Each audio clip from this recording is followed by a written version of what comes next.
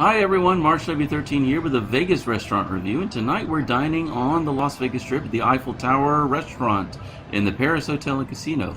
And in case you were wondering, Vegas's version of the Eiffel Tower is a 1/2 scale replica of the Parisian original. They shortened it because of its proximity to the adjoining international airport, and much of the base of the tower actually resides here on the casino floor. The key is to make a reservation for 5 p.m. when the restaurant first opens, which guarantees you a window seat. And the check-in was orderly, but assembling for the first elevator ride to the top at 5 p.m. was a bit more chaotic. As you can see, the guests ride the elevator up in groups. Clearly, social distancing was far from a priority, but it would have taken probably half an hour just to transport all the guests with those 5 p.m. reservations had full social distancing guidelines been followed. This is, of course, before the new policy around no masks for fully vaccinated individuals was conceived. The restaurant is about halfway up the tower, well below the regular observation deck that you can visit for around $25. Anyway, you exit the elevator and there's the kitchen there, and then you walk past the kitchen and into the dining area.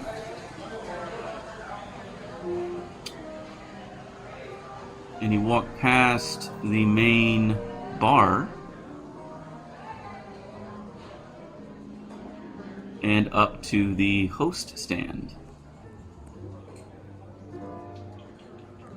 And there on the host stand, there's a beautifully lit bottle of Dom Perignon on ice.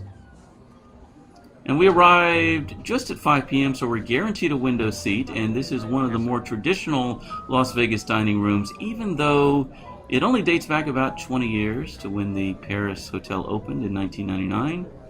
Probably has one of the oldest restaurant ambiances on the Strip. Really harkens back to old Las Vegas, even though it's technically new Las Vegas. Thank you very much, appreciate it. And I got this wonderful seat at the window. You even have some rivets from the tower structure, and the real draw, though, is undoubtedly this view. And we really lucked out with the Bellagio and its world-famous fountains just before our eyes. And again, I think this is really where old Vegas meets new Vegas in some respects. And with COVID, there are no paper menus, but luckily a QR code is provided.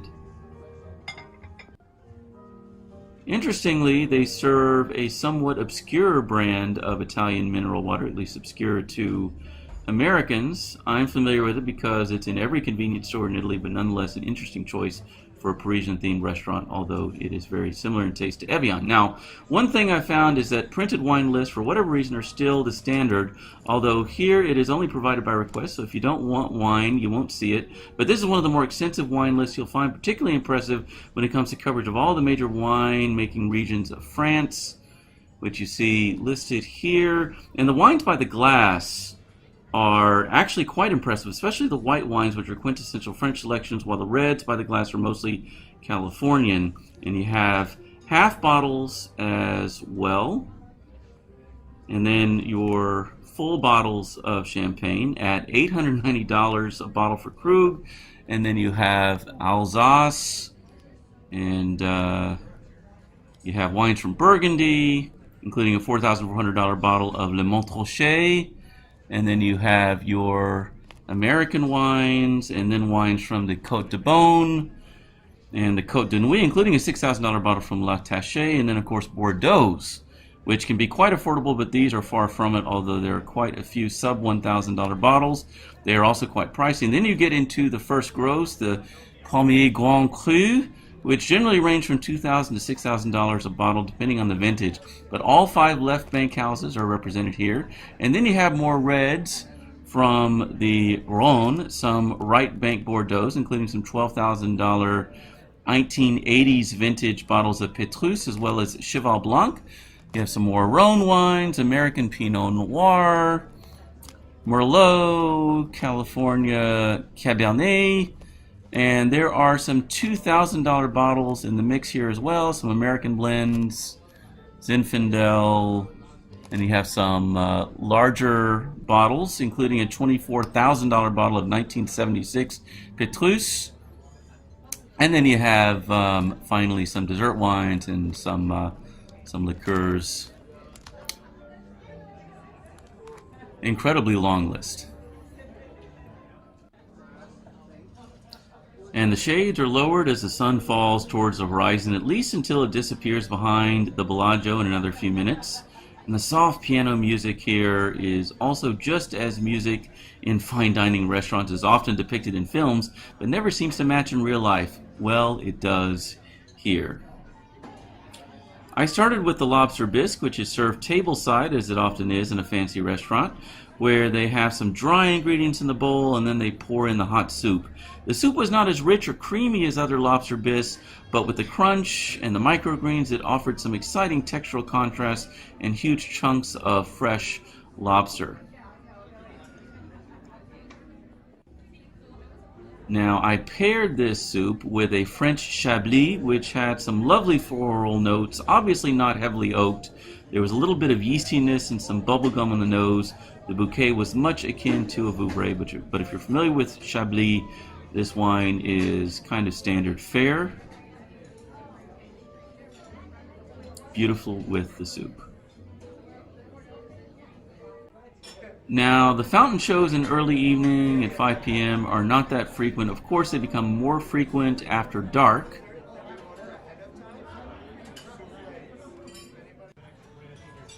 I believe they switch to maybe every 15 minutes at around 8 p.m. Strangely, although you can't hear the accompanying music to which the fountain show is choreographed and synchronized, it somehow matches well with the soft piano music of the restaurant.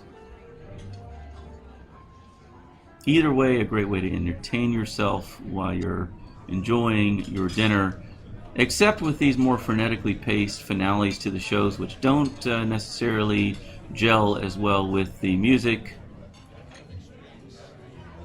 but are nonetheless thrilling to behold.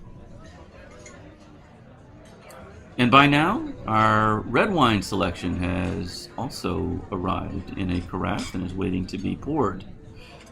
And that wine would actually be a Péju, which is an organic Napa Valley left bank Bordeaux style blend, and the intense oak of this wine made it so tobacco forward. But I really appreciate that on occasion, and I think I did so on this occasion. The aroma was almost like walking into a humidor, but I'll admit I really like this wine since I find most Napa Cabs to be just too fruit forward for my taste. But the fruit in this case was really tamed by the oak, although you get more fruit as it opens up in the glass. It was leathery, thinner bodied than some, drying tannins, but well integrated. And it was a less than perfect pairing, I must admit, with the Wellington because of the oak and the almost banana-like flavor that comes through with the tobacco. Now, obviously, most Americans are familiar with the beef Wellington through Gordon Ramsay and Hell's Kitchen. This one was good, but a bit underseasoned and mushy next to Ramsay's version. The peas are actually the star of the plate. Very fresh and well prepared. The potatoes didn't necessarily stand out, but they had a wonderful crisp Parmesan crust on top, which was a bit unexpected, but quite good. I ordered my Wellington medium rare, and it clearly is a bit more done towards the exterior, as you might expect. I think that's allowable, but it becomes much rarer towards the interior, which is the way I generally like it.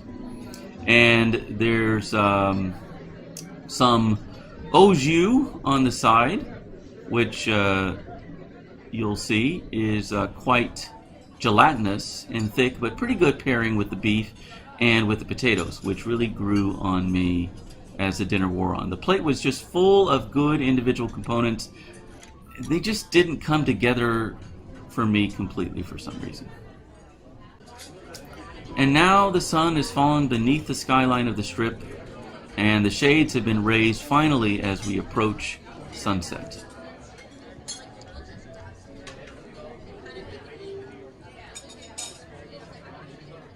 And for dessert, I opted for a cappuccino and a Grand Marnier soufflé, which is a house specialty and must be ordered well in advance at the beginning of the meal.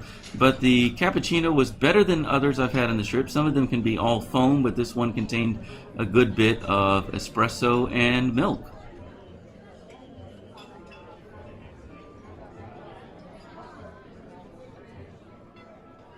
And the souffle was actually very good. Not life-changing by any means, but the Grand Marnier flavor struck the right chord without proving overbearing.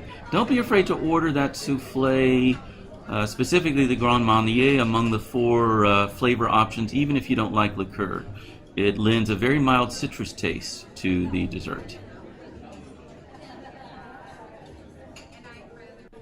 And then the house mignardises were actually some of the best food I had had all night, which is not a knock on the other food, which is a fact. And the souffle, I definitely finished. The creme anglaise with the souffle is often something that they just pour into the center when it's served. I had it on the side, and it certainly enhanced the souffle, as did the fountain show. Well, that's all. Thank you for joining me this evening, and I hope you enjoyed the meal as much as I did. And I hope to see you at the restaurant. Marsh W13 out.